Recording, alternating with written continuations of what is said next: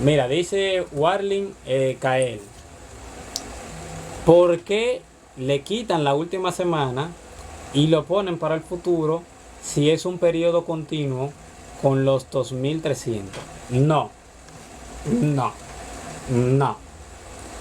Usted no ha visto un cumplimiento literal de lo que son las 70 semanas de Daniel. Las 69 sí, que fue cuando se le quitó la vida al Mesías. Pero la otra semana no. Y eso vamos a leer entonces. No hay problema aquí. Venga. Eh, Vamos a leer entonces Daniel 9:27 y vamos a ver si es verdad, porque yo puedo estar equivocado. No digo que no. Mm,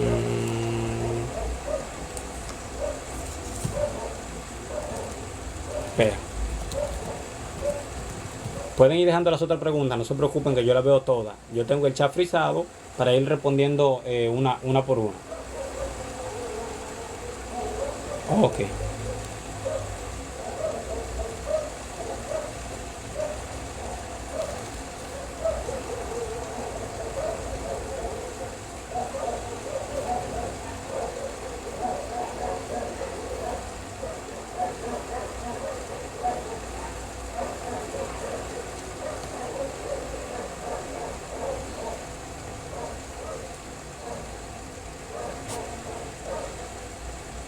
Discúlpeme que estoy durando mucho, que estoy buscando algo aquí también.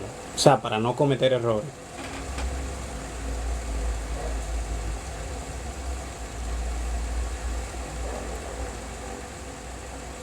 Ok.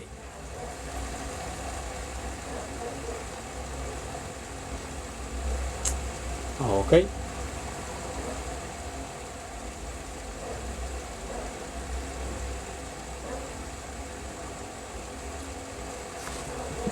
Vamos aquí.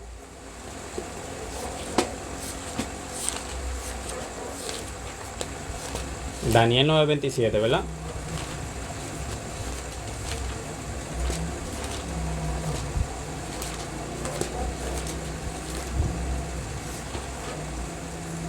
Daniel 9:27 dice: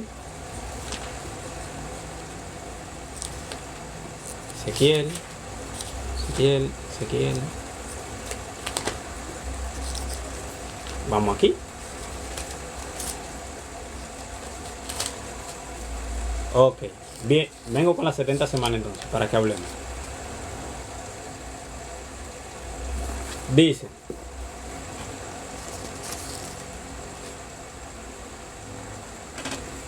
dice Daniel: aún estaba hablando y orando y confesando mi pecado y el pecado de mi pueblo Israel,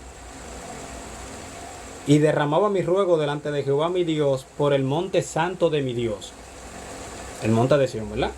Sigamos. Dice: aún estaba hablando en oración cuando el varón Gabriel, quien había visto en la visión al principio, volando con pestreza. Esa palabra ahí, si usted quiere, esa palabra volando con pestreza, si usted quiere, táchela y ponga estando yo cansado, porque la correcta interpretación, traducción, no es volando con pestreza, sino estando yo cansado. Si usted se quiere dar cuenta de eso, búsquese cualquier otra Biblia que no sea Reina Valera y usted se va a dar cuenta que lo dice así.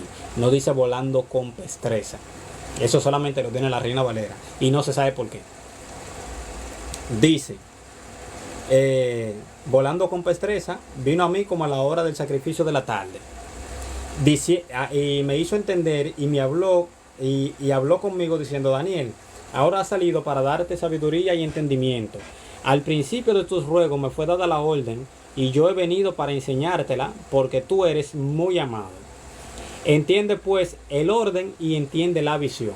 Oye lo que dice: 70 semanas están determinadas sobre tu pueblo y sobre tu santa ciudad. Sobre tu pueblo y tu santa ciudad, Israel, ¿verdad? Sobre Israel. Dice: para terminar la prevaricación, poner fin al pecado. Mi pregunta es: ¿se le puso fin al pecado ya? ¿Ya? O sea, ¿se acabó el pecado ya? ¿No hay más? No, ¿verdad? Ok. Espiar la iniquidad para traer la justicia perdurable. ¿Está la justicia perdurable en Israel? No. Dice: sellar la visión y la profecía y ungir al santo de los santos, que eso es lo que quiere decir el lugar santísimo.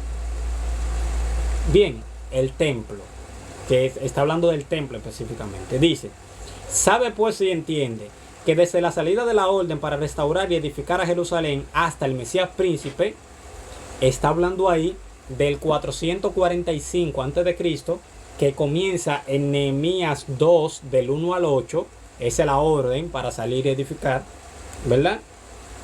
Dice: hasta el Mesías príncipe habrán 7 semanas. Evidentemente no dice semana, dice 7 siete. Lo que está hablando son semanas de años. Dice, y 72 semanas, y 62 semanas. Si hay 7 semanas y 62 semanas, ¿cuántos son? 69 semanas. Estamos claros, ¿verdad? Ok, sigamos. Y se volverá a edificar la plaza y el muro en tiempos angustiosos. Y después de las 62 semanas se quitará la vida al Mesías, mas no por sí. Y el pueblo de un príncipe que ha de venir destruirá la ciudad y el santuario. ¿Cuál es el pueblo de un príncipe que ha de venir? Roma. Roma es el pueblo de un príncipe que ha de venir, no es Jerusalén, porque eso no tiene sentido. Jerusalén no se destruye a sí misma. Los romanos destruyeron Jerusalén. Dice, y después de las 62 semanas se quitará la vida al Mesías, mas no por sí. Y el pueblo de un príncipe que ha de venir, ese príncipe no ha llegado, ¿verdad? Es un príncipe que ha de venir, el anticristo. Dice, destruirá la ciudad y el santuario. ¿Cuándo se destruyó eso? En el año 70.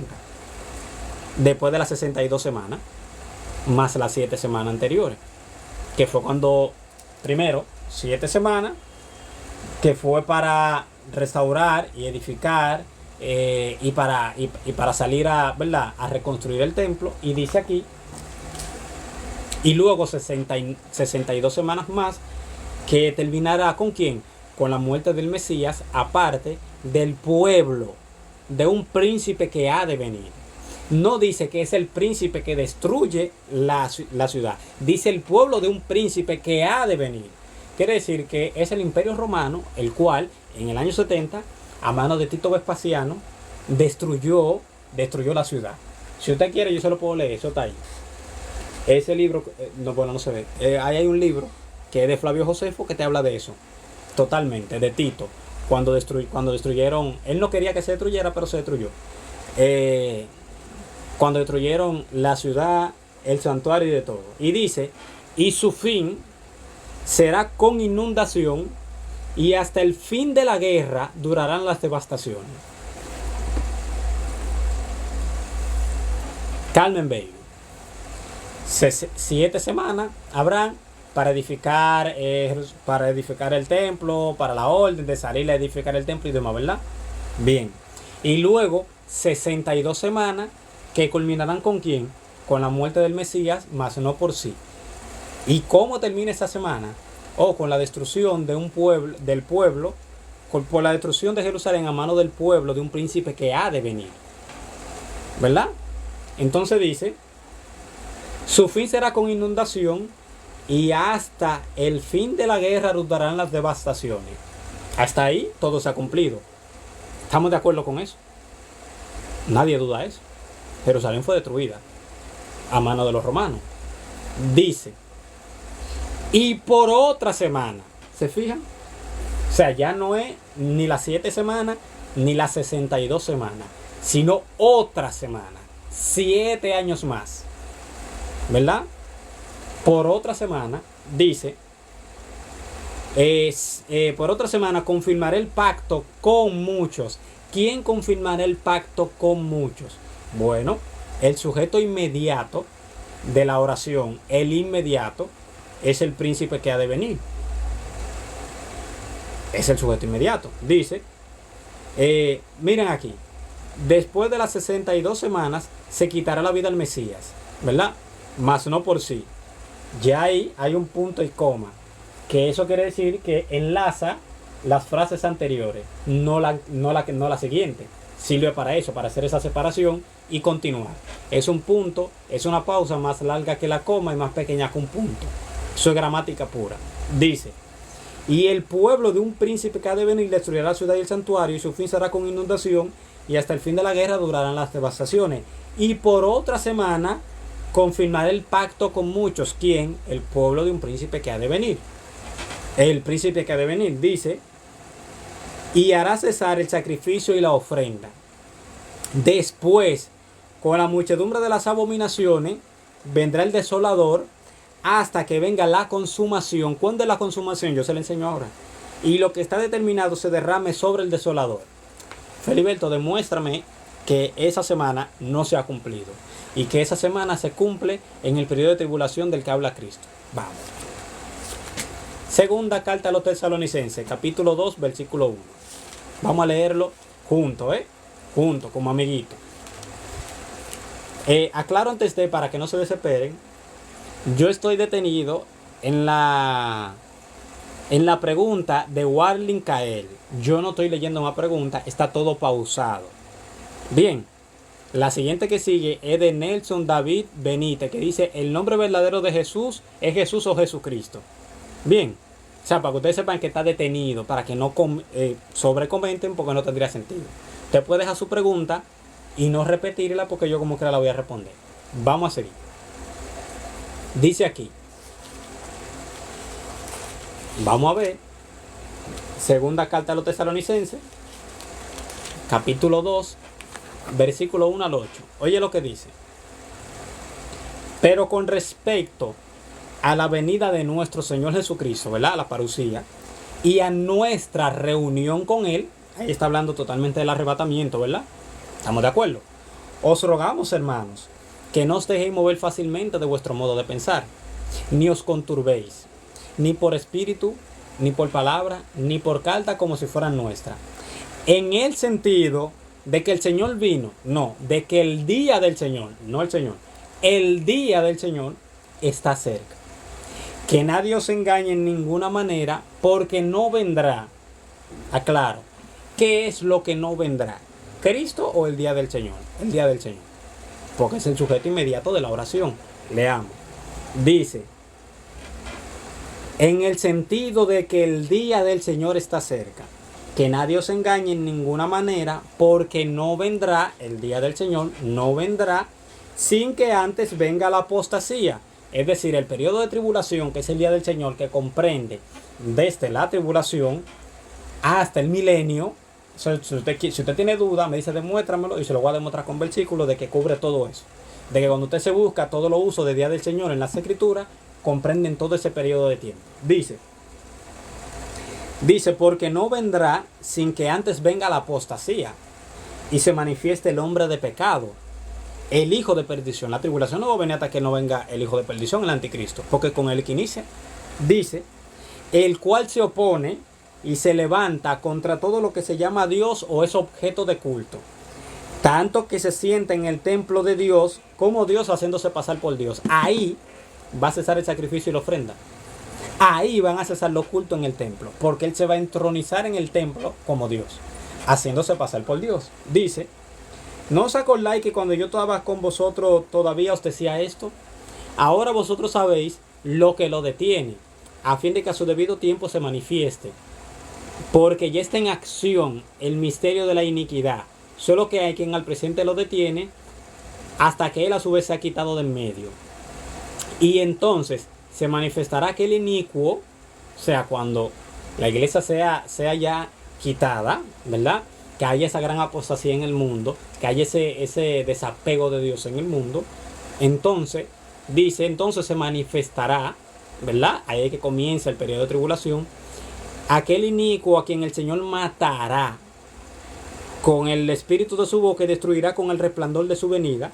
Inicuo cuyo advenimiento por obra de Satanás, con señales y poderes y señales y prodigios mentirosos, con todo engaño e iniquidad, para los que se pierden por cuanto no recibieron el amor de la verdad para ser salvos. Entonces, si vamos a Daniel 9:27 y a segunda carta a los tesalonicenses, capítulo 2, versículo 1 leí hasta, leí hasta el versículo 10, es evidente de que se está hablando del mismo suceso. Va a venir ese inicuo, ¿verdad?